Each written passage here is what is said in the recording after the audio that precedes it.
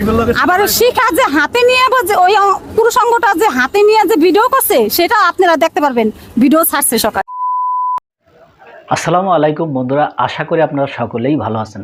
তো আজকে যে বিষয়টা নিয়ে আপনাদের মাঝে হাজির হয়েছি সেটি একটি খুবই খারাপ ঘটনা, খুবই দুঃখজনক ঘটনা। ঘটনাটি শুনে আমার কাছে খুবই খারাপ লাগে। সেটি হচ্ছে তার নাম হচ্ছে জুনিয়র শাকিব খান। তো তার স্ত্রী তার গোপন অঙ্গ কেটে ফেলেছে, আবার কেটে ফেলে সেই গোপন অঙ্গ তিনি হাতে করে রেখে তিনি ভিডিও করেছেন।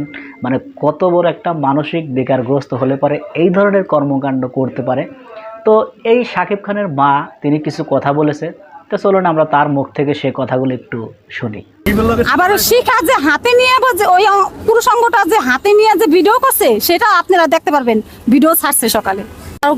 দারোগা ফোন দিয়ে বলতেছে যে তোমার ভাইয়ার তো এরকম এরকম, তোমার ভাইয়া দৌড়ে এসে আমাদের থানায় আসছে, এরকম এরকম অবস্থা। কি অবস্থা? মানে এই যে পুরুষ দুই টুকরা করছে আর এক টুকরা বলে ওই বাসায় ছিল, আর এক টুকরা ওর সাথে তো মানে রয়েছে।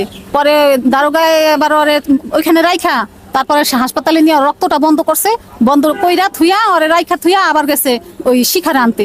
শিখারে যাই আনছে, আর ওই পরবর্তী যে টুকরাটা ওইটাও সে বলে উদ্ধার করে আনছে। এখন আমার ছেলের যে অবস্থা, আমার ছেলে মনে হয় বাঁচবো না, আমি জানি না, বাঁচতেও পারে না বাঁচতে পারে। এখন আমার ছেলের কত কিছু লাগবে, রক্ত লাগবে, এটা লাগবে ওটা লাগবে, কি দেখি করুম। আমার নিজেরই নিরুপায়, আমার ছেলে আসিল একমাত্র ভরসা আমার। আমার ছেলের নাম শাকিব, মানে ওর রিয়াল নাম হলো শাকিল ব্যাপারী। তাই আজকে ওরই যদি এই অবস্থা হয়, আজকে আমার সংসারটা কিভাবে বাঁচবে? আজকে কয় মাস ধরে আমার কয় বছর, 3 বছরের মতো তো আমার ছেলে ওর কাছে আছে। তাই 3 বছরের ভিতরে আমাদের দেখাশোনা করতে পারেন, তাহলে আমার সংসারটা কি হইতে পারে বুঝেন।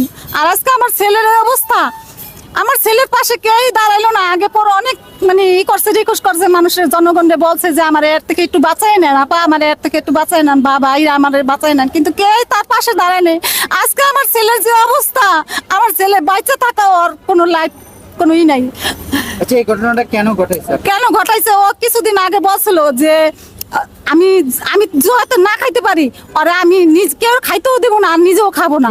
এই শিখা বলছে যে আর 1 কোটি টাকাও যদি যায় তাও আর আমি দেখা ছাড়বো, আর কি মানে ওরে মানে জীবন মৃত্যু আর ই করুম, মানে ওর একটা শিক্ষা দিয়ে ছাড়ুম আমি, এরকম আর কি বলছে। আমার মাথাটা ঠিক নেই, আমি কি বলবো, আমি বলতে পারি না এখন, বুঝছেন? আমি যে কি বলবো।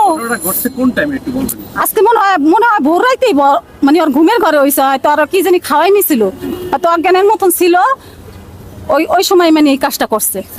আবার শিখা যে হাতে নিয়ে ওই পুরুষ অঙ্গটা যে হাতে নিয়ে যে ভিডিও করছে সেটা আপনারা দেখতে পারবেন, ভিডিও ছাড়ছে সকালে। না, পরশুদিন আমার সাথে কথা বলছে আমার ছেলে, আর ভালো। আমি শিখার সাথে আমি কথা বলি না, আজকে 6-7 মাস ধরে আমি শিখার সাথে কথা বলি না, আর আমার ছেলের সাথেও বলি নাই। হয়তো এই মনে হয় 2-3 বার, মনে হয় হয়তো ওই যে জেলখানাতন বাইরানোর পরে 2-3 বার আমি কথা বলছি। তারপরে আবার এই যে কালকে বলে আমার বোনের সাথে কথা বলছিল যে ওরা বলে ভালোই, দুজন বলে মিলতাল। এখন মিলতালের ভিতরে যে কি হইলো আমি নিজে বলতে পারলাম না। সকালবেলা ফোনটা পায় আমার আসমান জমিন ভেঙে পড়ছে যে আমার ছেলের এই অবস্থা কিসের জন্য হইলো। কালকে বলে আমার বোনের সাথেও কথা হয়েছে। এই ঘটনার জন্য আপনি এখন কি চাচ্ছেন? আমি চাই সূক্ষ্ম বিচার চাই, আপনারা যে বিচার করেন সেই বিচার আমি মাইনা নিব, কিন্তু আমার ছেলের বিচার চাই। অজানি আমার ছেলের জন্য অজানি, কিন্তু ওই মেয়ে অনেক খারাপ। ও মানে শিখা বাজে ছেলে গো সাথে আর নিশা খারাপ, এইসব জিনিস নিয়ে ওর সাথে ঝগড়া হয় আমার ছেলের সাথে। আমি ওর শাস্তি চাইতেছি, ওরে জানি শাস্তি হয়, ও শাস্তিতে আর পরবর্তীতে জানি কোনো মেয়ে কোনো ছেলেদের এই সব কাজ না করতে পারে। হ্যাঁ, শিখা এখন আছে ইসে, এই যে বন্দর, ওই যে না বন্দরে যে থানা আছে। আমি এখনো কিছু করি না, আর আমি যে আজকে মিডিয়ার সামনে আসছি, এত কিছু হয়েছে, কয়েকবার এত কিছু হয়েছে, আমি মিডিয়ার সামনে আসি নাই। কেন আসি নাই জানেন? আমার মান সম্মানের ভয়ে আমি মিডিয়ার সামনে আসি নাই, কিন্তু আজকে আমার আসতে হয়েছে আমার ছেলের বাধ্যতার কারণে। আমি কিন্তু এতদিন মিডিয়ার সামনে আমাকে দেখছেন, কোনোদিন দেখেন নাই আপনারা। আমি কিন্তু মান সম্মানের ভয়ে আমি কোনো সময় মিডিয়ার সামনে আসি না। আমার ছেলে আমার অনেক বলছে, মা অনেক মানুষের দিকে কত দেয়, আমার যে এত বড় বিপদ, তা তো তুমি ক্যামেরার সামনে আসো না। আমি বলছি না বাবা, আমার মান সম্মানের ডর আছে, ওর মান সম্মান না থাকতে পারে। আমি গরিব হইলেও আমার মান সম্মান আছে, আমি কিন্তু মিডিয়ার সামনে যাবো না।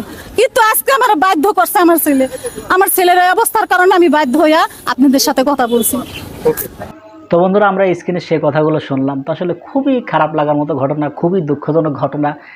তার স্ত্রী তার সাথে সংসার না করে তাহলে তাকে ছেড়ে দেবে, কিন্তু এই ধরনের কাজ করবে, আসলে এটা খুবই খারাপ লাগার মতো ঘটনা। যে আসলে একটা পুরুষের কোনো নিরাপত্তা নাই তার স্ত্রীর কাছে, তাহলে সে কোথায় যাবে?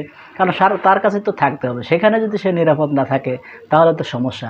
তো অবশ্যই আমার মনে হয় দৃষ্টান্তমূলক শাস্তি হওয়া উচিত, তাহলে যাতে অন্য অন্য মহিলা যারা আছে, যারা স্ত্রী আছে, তারা সাবধান হবে, এই ধরনের কর্মকাণ্ড আর করবে না। তো এই বিষয় নিয়ে আপনাদের যদি কোনো মতামত থাকে অবশ্যই কমেন্ট বক্সে জানিয়ে যাবেন। তো বন্ধুরা, ভালো থাকবেন, সুস্থ থাকবেন, দেখা হবে পরবর্তী কোনো ভিডিও নিয়ে। সে পর্যন্ত ভালো থাকুন। আল্লাহ হাফেজ।